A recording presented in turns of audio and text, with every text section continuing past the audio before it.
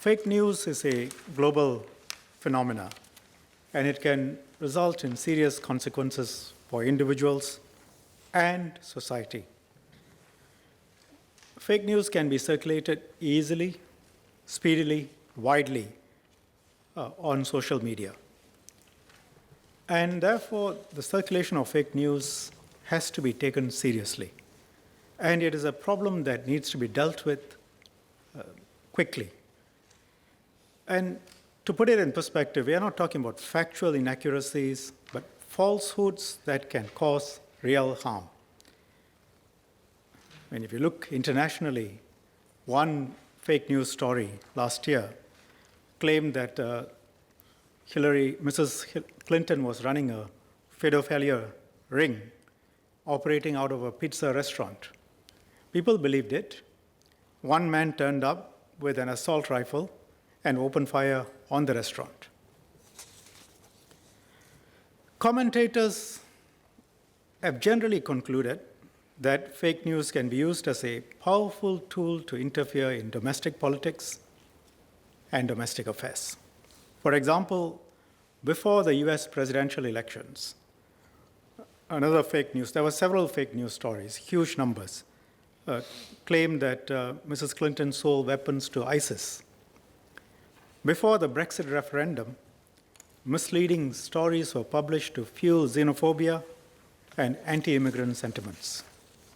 News articles published by foreign-controlled websites were said to be skewed and intended to be influencing a crucial referendum in Italy last year. And these are not isolated incidents, and countries are beginning to grapple with it. We all have read, media reports have suggested that there were serious attempts to influence the US presidential elections, and perhaps they indeed were influenced, the Brexit referendum, the referendum in Italy, and there are attempts to influence the upcoming elections in Germany and France as well. And again, the suggestions that fake news stories during the US elections, many were created by teenagers from a small town in Macedonia. They had no interest in the US elections. They were driven solely by money. Of course, countries may well be involved as well, organized to attack and destabilize other countries during elections and at other times. The whole idea is to spread sensational news, sensational headlines, influence the population, arrive at outcomes that favor the outcome that's wanted by a certain country outside, or often also if it makes money. Because the more people access fake news, the more advertising revenue the originators earn. And it's really easy money for the fake news factories. Many countries have called for a tough stance to be taken against fake news, including the US, UK, Germany, or put in place more effective measures to counter fake news. Germany, for example, is considering a draft law that will require social networks, websites, including Facebook, to remove fake news, which amounts to illegal content, from their platforms. So make the network itself be responsible. And social networks which fail to comply with such a request could face very stiff fines. And in Germany, it's being suggested 50 million euros. It's a lot of money under the draft legislation. The UK has also been reported to have launched a parliamentary probe into fake news, calling it a threat to democracy. Fake news has been a problem in Singapore, not quite at the level that I've listed in other countries, but we see the phenomena.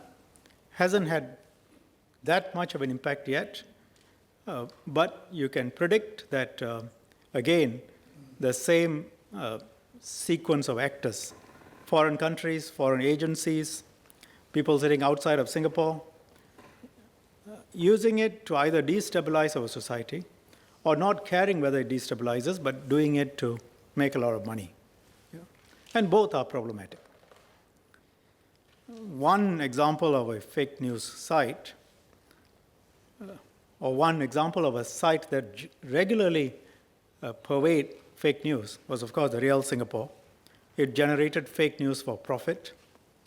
One of its articles, for example, I mean, it's impossible to list all the fake news it published, but if I can give some examples, 2015 Taipusam, it claimed that participants, there was a commotion between the police and participants, and that this was sparked off by a complaint by a Filipino family.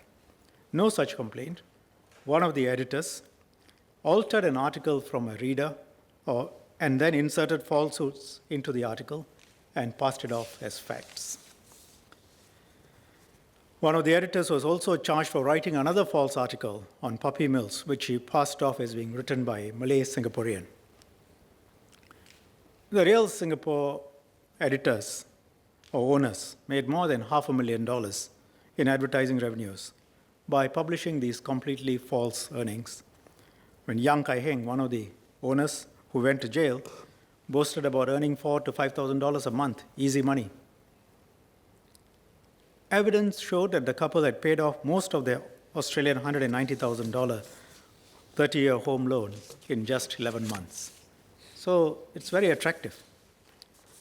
Real Singapore has ceased operations, but one of its former editors, co-founder Alex Tan Zi Xiang, has since registered another website called the States Times Review, which continues to publish completely false news, fake news from outside of Singapore.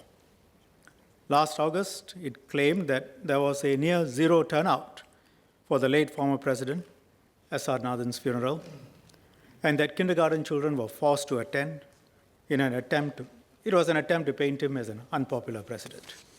And as I said, it hasn't reached the levels of what's happening elsewhere, but this is an example. There is a table that we have prepared which sets out some of the falsehoods from States Times Review, and my ministry will load that together with my PQ answer on our website.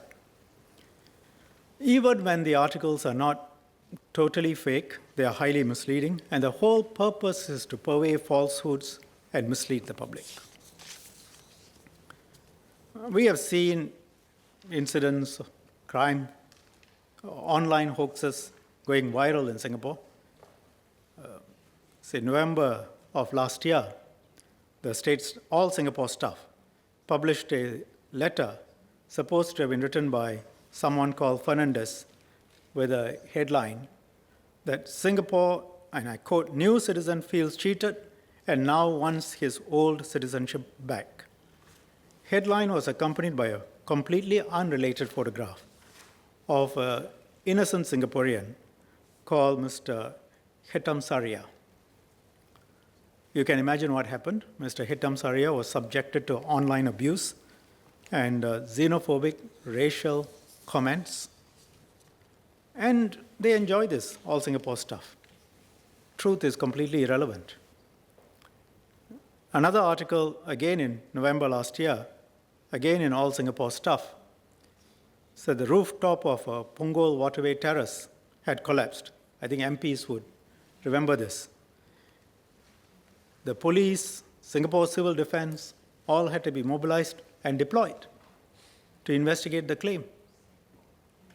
Taxpayer pays the cost for all of this.